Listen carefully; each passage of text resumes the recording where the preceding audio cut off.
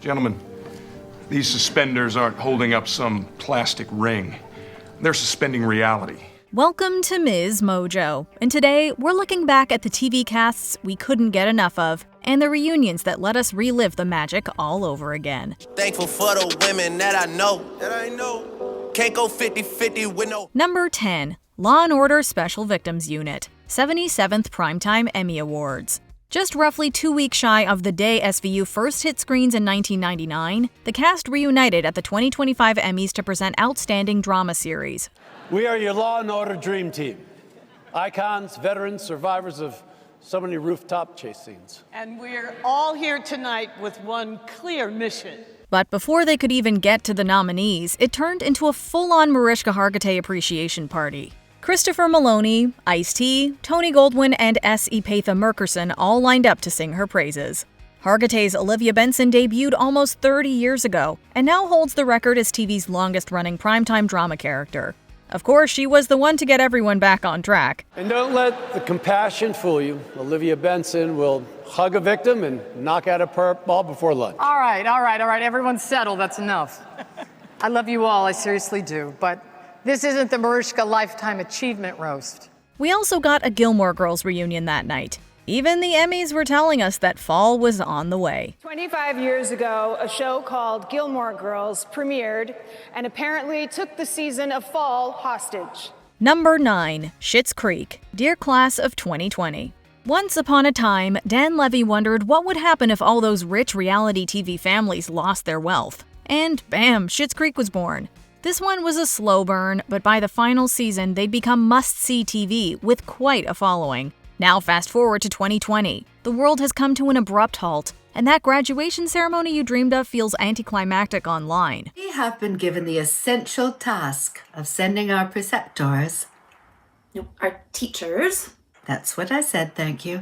Sending our scholastic skippers some panegyrical words. Okay, no one's gonna understand what you're talking about. Enter the Roses, joining a star-studded guest list to address graduates and the teachers who'd faced an unprecedented year too. After some trademark humor, the cast unites for an a cappella performance of Mariah Carey's Hero, joined by Carey herself. And a hero comes along with the strength to carry on. David's reaction alone makes it worth watching. And David! Feeling lightheaded. Yes, Mariah Carey! You will always be a part of me. I am part of you indefinitely. Number 8, Dawson's Creek, a 20th anniversary reunion. At the height of the teen drama craze, Dawson's Creek defined Gen X and older millennials. The kids are really, really smart, and I think Kevin put that into his scripts, and I think we got to put that onto the screen, and we never talked down to the people that were watching it. Centered on Dawson, Joey, Pacey, and friends, the series tackled love, identity, and growing up with an introspection that set it apart. Its stars quickly became icons. In 2018, they reunited to reflect on the show's legacy. The thing that people always come up to me and say is, like, that changed my life. Aww. Like, they say, and the best story that I ever heard was somebody came up to me and, like, he was like, when I was growing up, I had this, like, best friend, and everybody always said, like, oh, you're like Dawson and Joey. And the way that he came out, he was like, actually, guys, it's Jack and Jen. And they were like, oh, okay, we understand what that means. Like you gave them, like, a cultural reference. Dressed in modern neutrals instead of baggy jeans and baby tees, they'd clearly grown up, but the emotional core of their bond was still alive. I feel like you cried 10 times as many times as I did on that show. But no one cried quite But like you're right. It's somehow It's not how many times you cried. It's how you cried. It's how you cried. It wasn't their only reunion, but we certainly enjoyed this heartfelt acknowledgement of what the series meant to them and to us. In 2025, they reunited again for a pilot table read benefiting F Cancer. Number 7, The Nanny, pilot table read. For so many of us, 2020 felt like a bad dream from which we couldn't awake. But one bright spot was the iconic casts reuniting for nostalgic trips down memory lane. I quit. Fran storms out, slams the door behind her. Moments later, she comes back. No, you fired me. That way I could go on unemployment. This 90s classic joined in with a virtual read-through of their pilot episode. Maggie doesn't date. Never? The boys haven't noticed me yet. Oh, they've noticed, Maggie, and that's why you don't date. What is wrong with you, Brighton? Middle child syndrome. Thank you, Sybil. The cast threw themselves into it so perfectly, props and all. You could almost see them back in the Sheffield mansion. We even got a cameo from the original theme song composer, Anne Hampton Callaway, performing that catchy tune live. And the kids are actually smiling such joie de vivre. She's the lady in red when everybody else is wearing tan. Decades may have passed since they were last together, but their rhythm was still on point. Every punchline landed as if we were watching the episode for the very first time. It's fine, the children are not invited to the party. They're not? Oh, is my face red? Well, now it matches the rest of you. There's that rapier wit we've come to count on. Number 6. Parks and Recreation, a Parks and Recreation special. While offices went remote, shows like Parks and Rec and 30 Rock proved that even sitcoms could work from home. 30 Rock basically doubled as an NBC commercial.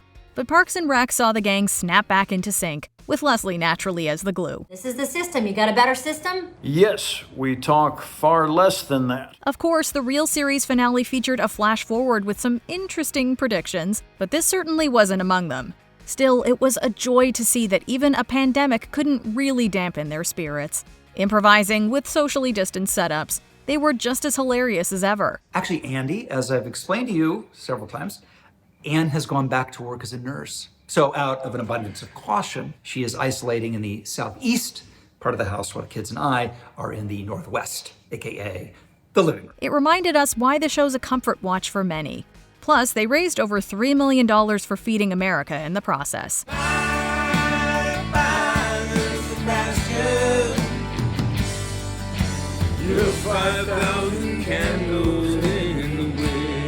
Number 5. Girlfriends, a 20th anniversary reunion.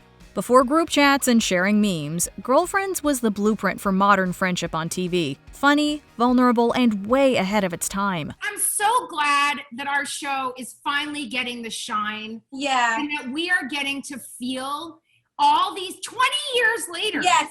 We're getting to feel what we made and the impact that it had. Now, 20 years after it premiered, the core four reunited. This isn't the only time the crew has come together, but today we're celebrating Girlfriends. Straight away, we got a peek at what life was probably like on set when the cameras weren't rolling. And I have 3 lights around me, like I'm in the...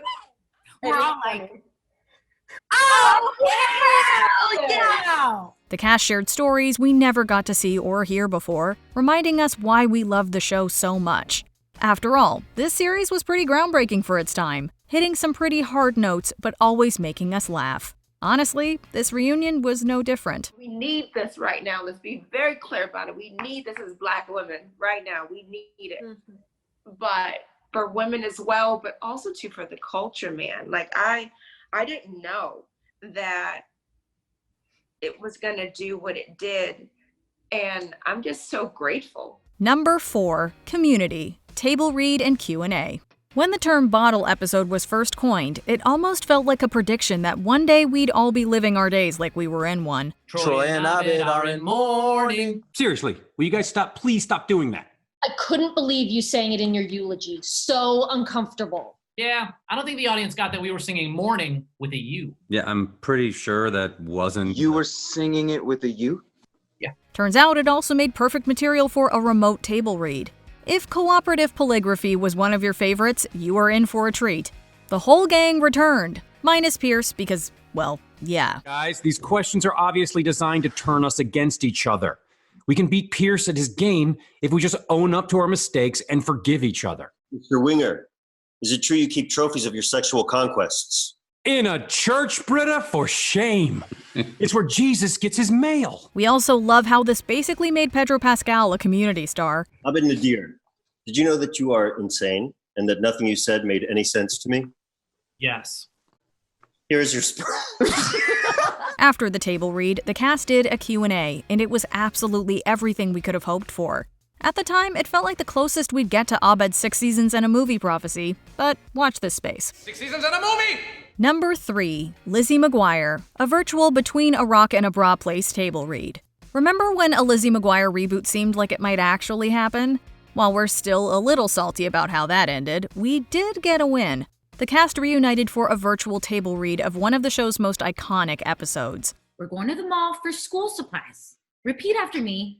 School supplies. School supplies. Like other reunions on this list, it aimed to bring some joy during a chaotic time and raise money for good causes. Watching the now grown cast deliver lines they first read as teens is both hilarious and surprisingly sweet. But there's all these letters and numbers? 32, 34, 36, A's, B's, C's? I didn't think there'd be math involved. And it was a fitting choice given how, even back then, Disney felt this episode's content was pushing the envelope. And it's not like Lizzie whispers bra just the one time. A bra! Okay, I want a bra! Number 2, The Fresh Prince of Bel-Air. The Fresh Prince of Bel-Air reunion. 30 years after it first aired, the Fresh Prince cast came together for a reunion special that gave fans all the feels. How crazy is it walking in here? The good old days. The good old days. Good old days. Look at this. We're missing our TV. That was with the Hillary, will you marry me? Will Smith gathered the Banks family on the original set, looking back at how much the show meant and how it shaped them. The big moment everyone talked about was Smith finally reuniting with the original Aunt Viv, Janet Hubert, after years of very public tension.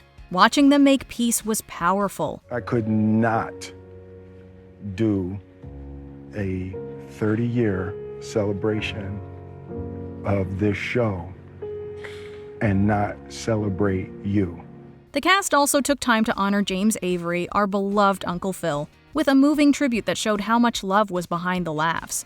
It was about so much more than nostalgia. It was grown up, real, and long overdue. A lot of good time spent in this house. A lifetime's worth. I'm not gonna miss the house, though. I'm gonna miss all the people that lived in the house. Before we unveil our top pick, here are a few honorable mentions.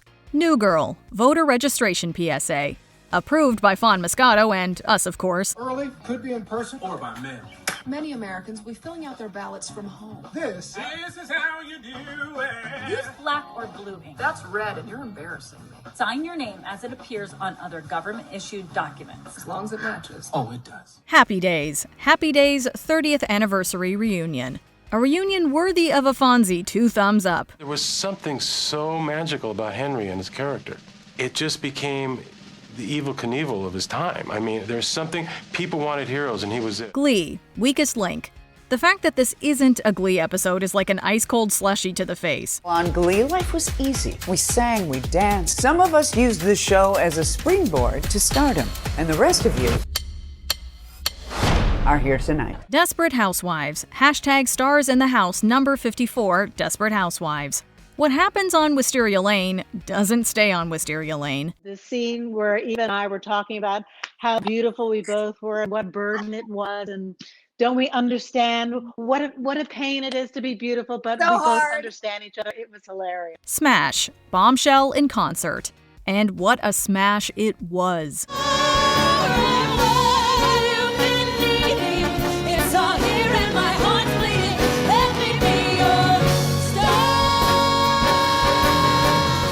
Before we continue, be sure to subscribe to our channel and ring the bell to get notified about our latest videos. You have the option to be notified for occasional videos or all of them. If you're on your phone, make sure you go into your settings and switch on notifications. Number 1. Friends. Friends, the reunion.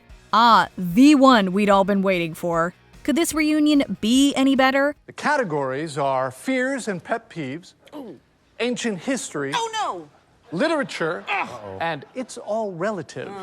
Okay. Now, the coin toss to see who goes first. Okay.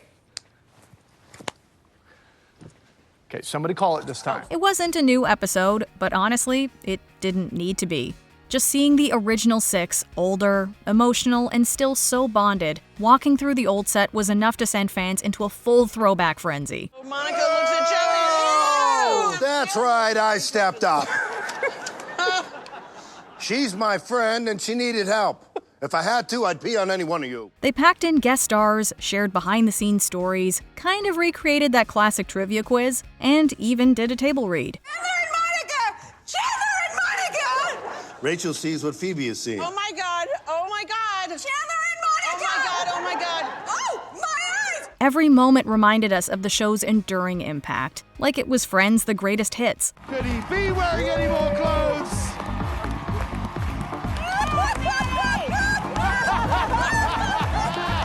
Arguably, that actually worked better than trying to recapture the past with a reboot. It celebrated everything we loved about the series, and it really was perfection. Thank you. That was Perfection. What cast would you love to see reunite? Let us know in the comments.